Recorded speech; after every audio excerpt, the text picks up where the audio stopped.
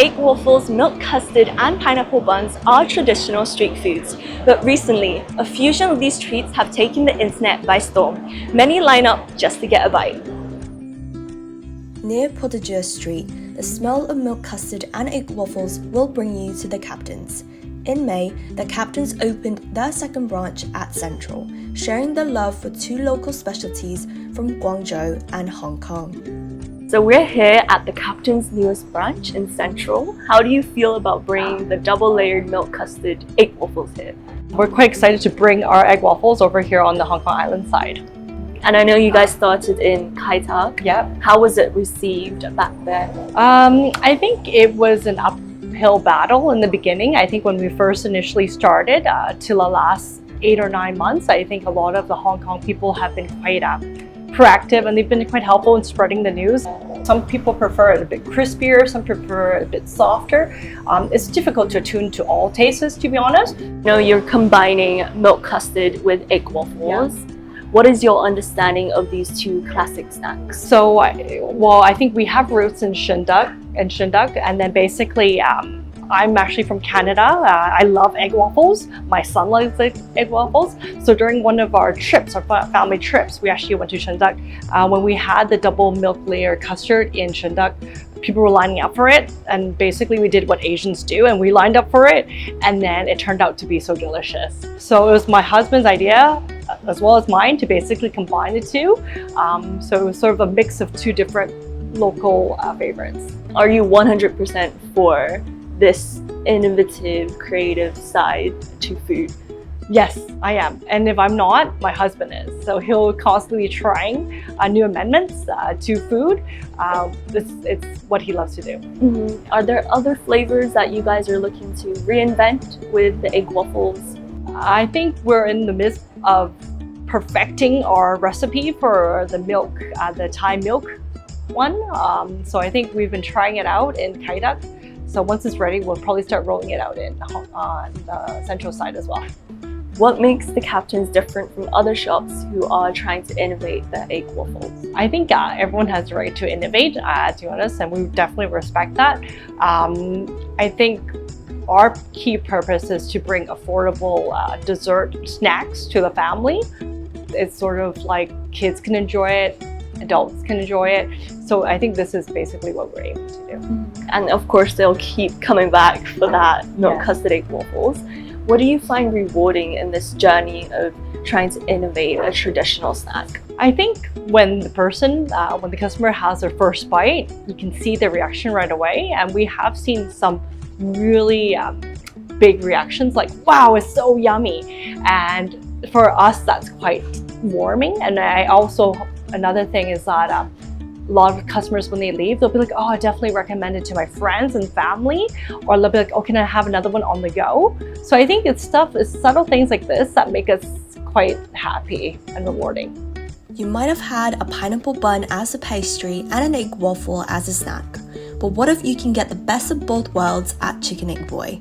This shop at Sheung launched the pineapple bun egg waffle in April, and many are willing to line up for up to 3 hours just to savor this treat. We have the viral pineapple bun egg waffle right in front of us. Can you tell us what it is?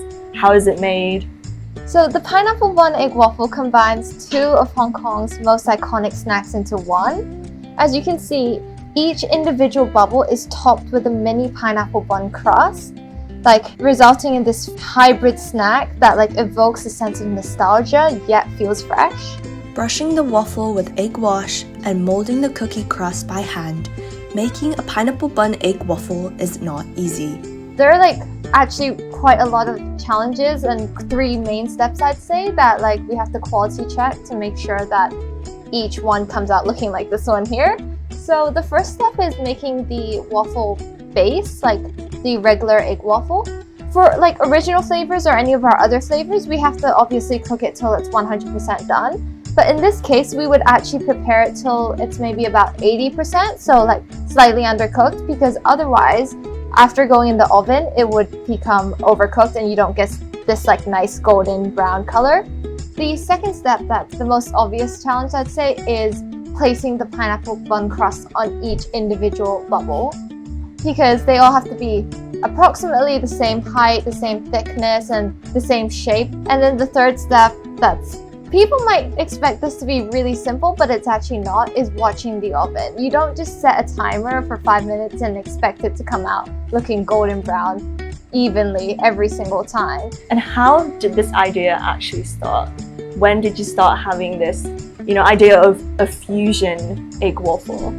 Actually, not too long ago, given we only opened in April, I came up with the pineapple bun egg waffle in February of 2025. I thought it would be good to do a Hong Kong fusion rather than like an interculture one. And I can see that you took the best out of a pineapple bun and the best of the egg waffle. I know that the most ideal egg waffle is one with a crispy exterior and then a pocket of air in the upper half, and then with a dense, like fluffy lower half. And the hardest part to achieve, I'd say, is the crispy exterior. With the pineapple bun, I decided just to retain the crust, even though some people actually really like the Hong Kong style bun as well, like the bread. Because like I see like lots of kids, they actually just like peel off the crust and they just don't eat the bread at all. Do you know why it became so viral? I think it's because it looks so cute. Like you can almost taste it through the screen. And I think it might be because of our open kitchen maybe, because I see a lot of people, they actually really enjoy watching the waffle making process. Like at first I thought, oh, 15 minutes, that's like a long wait, right, to make one waffle.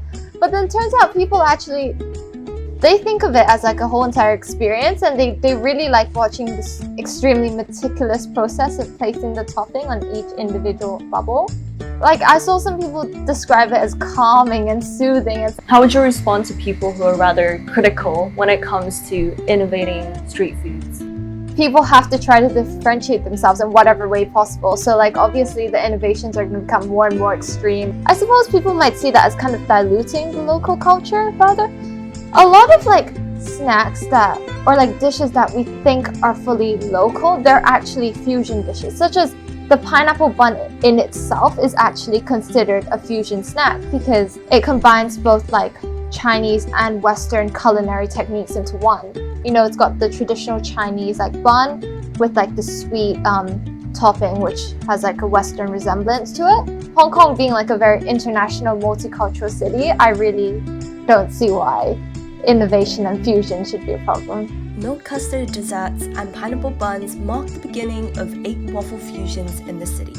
What other flavours would you like to try next?